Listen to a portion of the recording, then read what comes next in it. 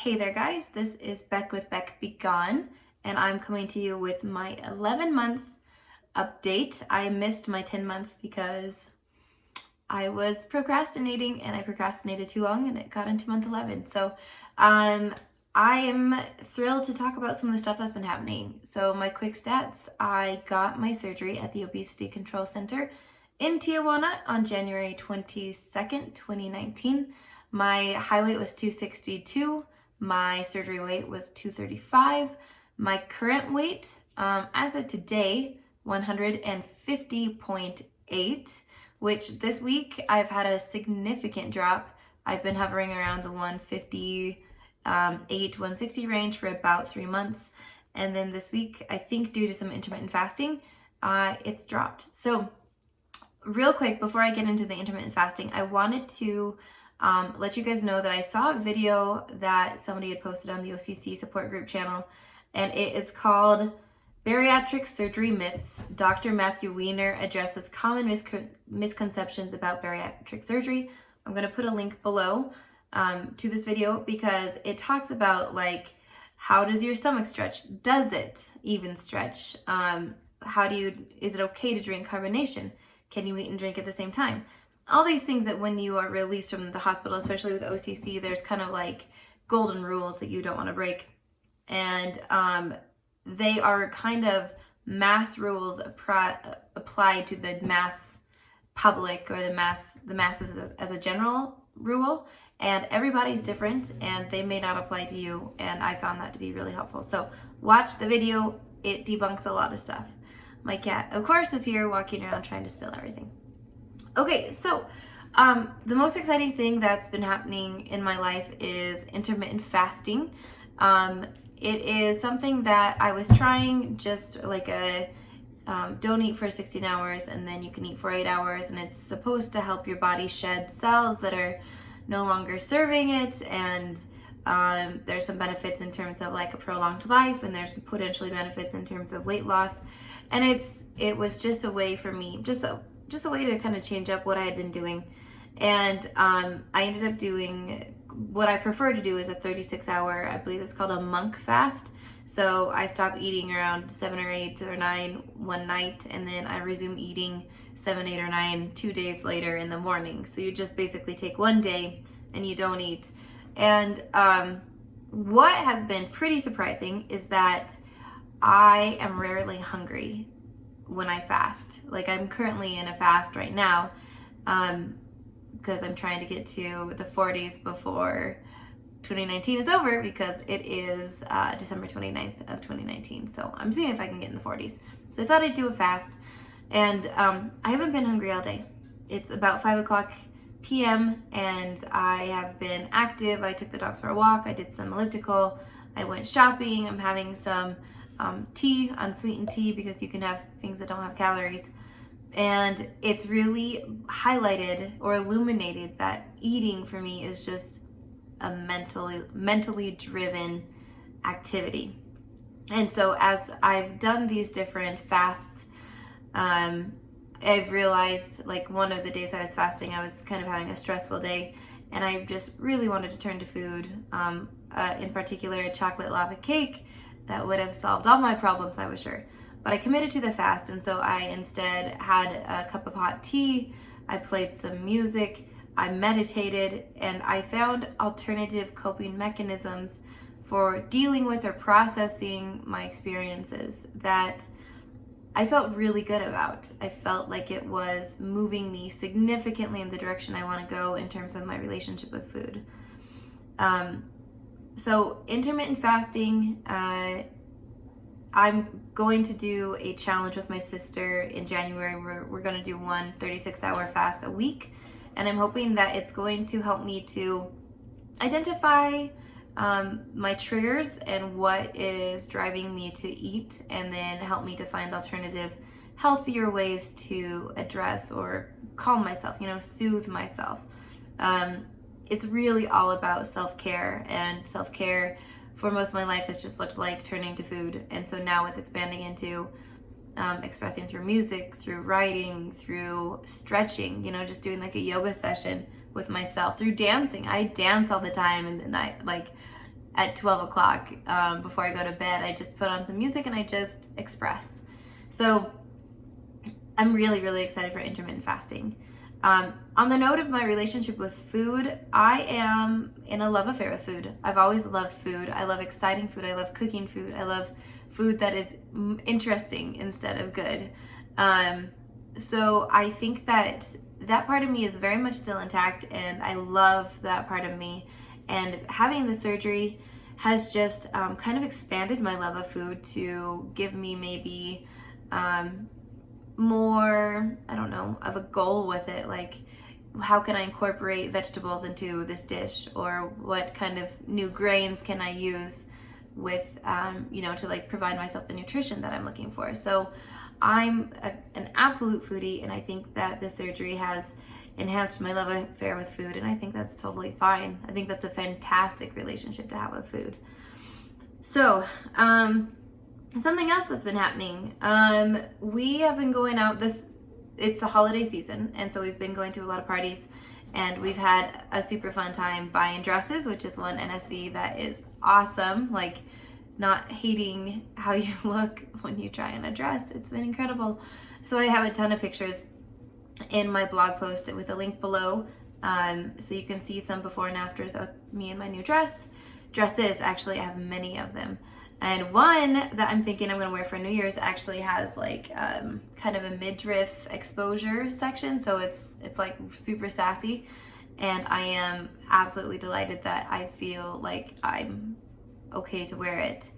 But with all of these holidays and showing off our bodies, my sister and I have been bombarded with compliments, and like, people are just outstanding. Like, what they cannot believe what they're seeing. They don't even recognize my sister. Her transformation, she's lost more weight than I have, and maybe gained more confidence or something, and they don't even recognize her. And that's been really interesting, because when we haven't widely acknowledged or shared that we have gotten the surgery, and so we've told a few people, and I'm sure that there's more people that know than we have told.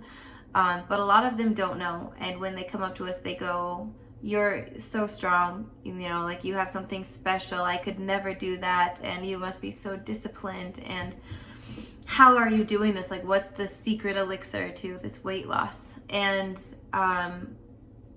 without telling them about the surgery, it's a million things. And the surgery, like we all know, is just a tool. We go into the surgery knowing it's a tool that we can utilize, but it's not going to fix everything. Like, I can eat so many cookies, so many potato chips or popcorn or anything that's carbohydrate-y and processed and delicious, like the comfort food.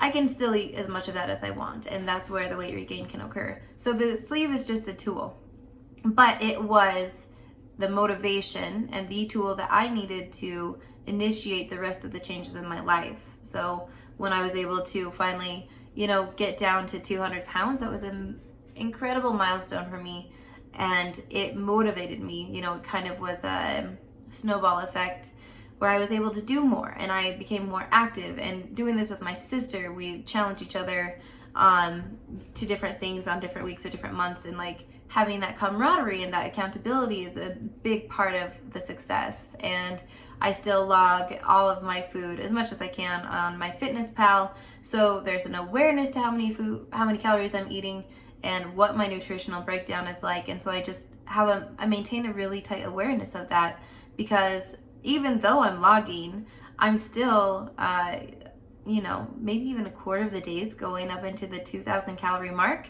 and I'm trying to stick around 1,200. So even with this awareness, I'm still overeating regularly enough that it's not the balance that I'd like to see. So we try to tell people, like, it's all about what you choose to eat, because food is really where you have the impact on your waistline. I don't believe in it's a simple calories in, calories out equation. I think that it has more to do with the insulin release, and your general chemical makeup. Like, all bodies are different. We're all going to respond differently to things. And I was talking to my sister about doing this intermittent fast for 36 hours, because I'm trying to dip, literally 1 pound down so that I can get in the 40s before 2019 is over, because that would be so fucking cool. And she's like, go for it, but you just don't know what's going to happen. Your body responds differently to everything. I could eat perfectly for a week, for 2 weeks, and it would have no impact. I've been maintaining, my current weight of 158 to 162 for 3 months. And suddenly, for who knows what reason, I've dropped down to 150.8 pounds in a week. I did an intermittent fast. I did a 36-hour fast last week. I've been eating a lot because it's the holiday season, like Christmas was this week. I don't know what happened. And my body, something shook and shed, and maybe it's temporary, and maybe I'll be right back up to 158 here in a few days. I don't know. So that's something just to keep in mind on this journey, is you just have the good intention and do what you feel is healthy for your body and what makes your body feel good, and the weight loss will like stair step down. It'll be, there's not always going to be a direct correlation between your efforts and the scale, I guess. And that's why it's important to watch like your body fat percentage, because that is really the most significant factor you want to impact. You want to have less fat and more lean muscle and more strength, and so I think that should be something that is more the focus, more the forefront of goal setting than the weight itself. That being said, as my weight dropped recently, my body fat percentage went up. And so that's countering, what I really want. I probably just lost muscle. So, other than that, I think I'm just kind of thinking about next month is our 1 year. This month really was kind of our 1 year, because this is the month that we started changing our lives in preparation for the surgery. So like the 26th of December has a lot of significance to me, because it was the day that I started the pre-op diet. And they that's when we did our before pictures and everything. So we've been doing this for 12 solid months, like really putting an emphasis on our health. And I'm realizing that for some people, and maybe in part of my experience, is that you get to this side of it, you get to 100 pounds of a weight loss, and you realize that you're still basically the same person. And that can be disheartening to people, that the weight loss didn't fix everything. I'm still, for me, incredibly unlucky in love. I thought that when I lost weight, I would be incredibly desirable to men across the land, and that I would find somebody that was my equal, and that I would be able to take steps forward in that part of my life, because I want children, I want a life partner, and it's been more than anything a shit show, total chaos. People do find me attractive, but it's still not what I'm looking for. The authenticity and the depth and the human that I'm looking for, my weight hasn't brought that person to me. And so it is totally a mental game. You have to realize that the weight loss is one piece of the pie in changing your life. The rest of it comes, a lot of it, through your mind, and through the risks that you take, and through things that are not at all tied to your body. So that's what I'm going to leave you with. It is all mental, and I am still very much tackling that, and I'm excited to see what other self-care components I can introduce into my life instead of just turning to food for comfort. So I would love to hear how you guys are doing. How's your life? How's your journey? I'm thrilled to say that next month will be the 1 year sleeve anniversary, and I can't wait to share kind of my highlight reel with everybody in that post, and the things that I've learned throughout the year that hopefully you guys can take forward with you in your journeys as well. So thank you. I will catch you in a bit. Bye.